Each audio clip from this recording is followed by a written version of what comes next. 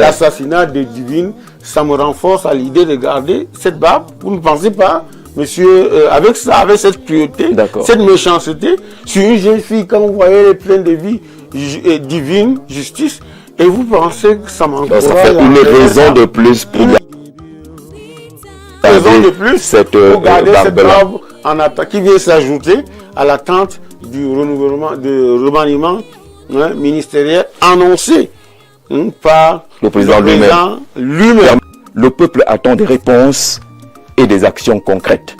C'est ce peuple qui annonce des mobilisations cette semaine, en tout cas la semaine prochaine, devant les services des gouverneurs des 10 régions de notre pays pour avoir les réponses de l'État.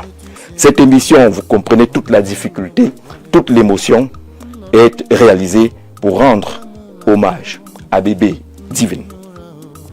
Nos invités sont déjà installés dans ce studio. Bien difficile d'entamer ce programme et on aurait imaginé un magnifique reportage qu'aurait pu réaliser Arnaud Ngefak, qui a été accompagné à sa dernière demeure.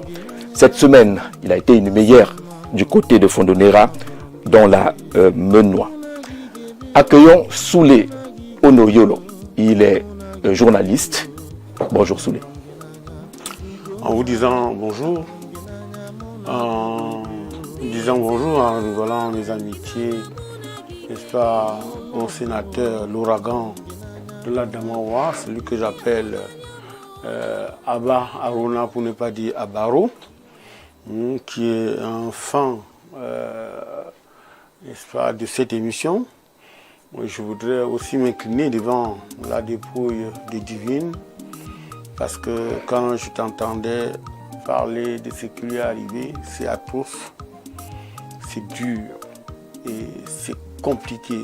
On ne sait pas si c'est une main criminelle, humaine, qui peut faire ce genre, commettre ce genre de cruauté. Hélas, il y a deux prénoms, justice et divine. Nous pensons que Dieu, le divin absolu, saura rendre justice à justice. Quand je dis ça, je voudrais aussi, dans la même foulée, dire à quel point nous avons été touchés. Nous avons été à la levée de corps à la veillée. Toi-même, tu étais le master des cérémonies et de temps en temps, tu avais une voix rocailleuse, une voix dure. Quand il fallait faire défiler des gens qui passaient de témoignage à témoignage pour dire au revoir à Arnaud Ngefak, que j'ai connu, qui était un bon journaliste, et je le disais encore que c'est rare de trouver des gens comme Arnaud qui sont capables de te faire un reportage imagé, un reportage où vous avez le sentiment que lorsqu'il a fini, vous avez été là. Parce que harmoniser le son, l'image et le texte, c'est très rare. Et puis c'était, je l'ai dit, c'est un garçon profondément humain, Arnaud.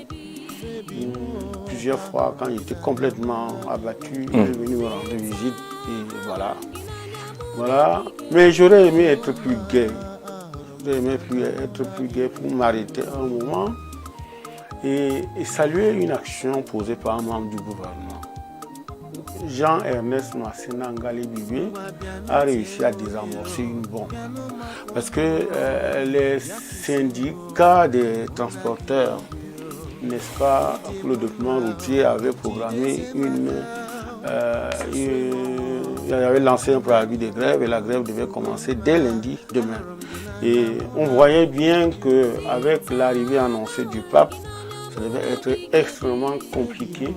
Et ce que j'ai beaucoup apprécié, et j'étais là, c'est qu'il y a eu des discussions qui ont été menées. Les syndicats, les responsables de ces syndicats, puis certaines administrations, se sont assis sur la même table sous la grande négociation menée par Jean-Ernest Masséna Ngali Bibé, le ministre des Transports.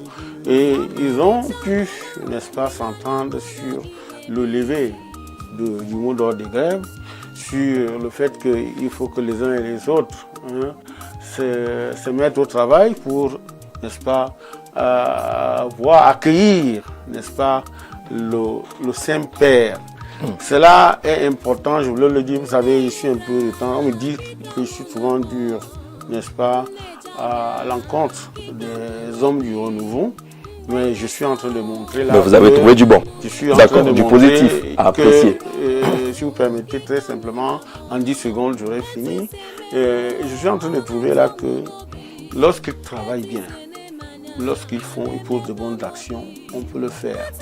Et j'ai fini simplement pour apprécier Masséna Ngale Bibi en disant que il avait déjà porté la haute Sanaga, la Sanaga maritime, n'est-ce pas, pour conduire la victoire de Paul Biya à la présidentielle de 2025. C'est le seul d'ailleurs dans toute la région de Limbu-Lobe et du littoral qui avait pu donner la victoire, n'est-ce pas, à Paul Biya. Et récemment encore, je l'ai vu afficher cette neutralité. On va sortir, sinon on va faire l'émission sur Ngale Bibi. Lorsque je l'ai vu afficher cette neutralité, lorsqu'il y a eu la bataille, n'est-ce pas, des rétro-commissions ou autres pendant, n'est-ce pas, le projet scanning avec ESPAD, il avait tout simplement rendu un communiqué et il s'en est, il a dit c'est fondu en au milieu des astres qui s'assombrissent, n'est-ce pas, au sein du renouveau. Il y a quand même, ils ne sont pas tous mauvais. Alors vive, bravo à Jean-Ernest Ngale. D'accord. Merci Soulé. Il va éviter la grève des transporteurs aussi. Merci d'avoir permis que je dise cela. Ça a été pour dire à tous les Camerounais, ça aurait mérité au moins. Il ne suis pas aussi. On a compris Soulé. On a compris. Ça aurait mérité quoi? Que vous vous débarrassiez là-bas pour arroser tout cela.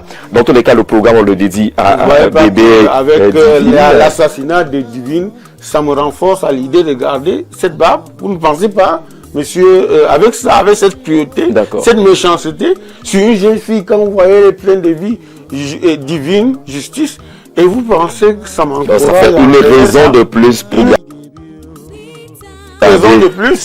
garder cette barbe en attaque qui vient s'ajouter à l'attente du renouvellement, de remaniement ministériel annoncé par le président lui-même. Permettez qu'on accueille Jean-Baptiste Atemungue, qui est membre du Rassemblement démocratique peuple camerounais, maire de Ngoumou. On